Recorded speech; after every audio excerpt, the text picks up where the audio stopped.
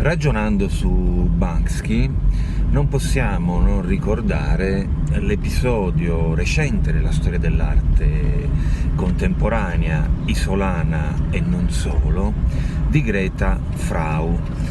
Greta Frau era un'artista attorno alla quale si era rappresentata una grossa mitologia biografica e monografica sulla sedia a rotelle, di padre sardo e madre tedesca, pittrice, coccolata dalle sue amiche dell'entroterra isolano.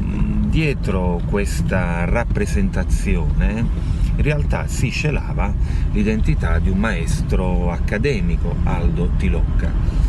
Tale operazione, avallata da una serie di collezionisti, critici e investitori, era arrivata anche essa ad essere battuta e quotata dalle maggiori case d'asta internazionali.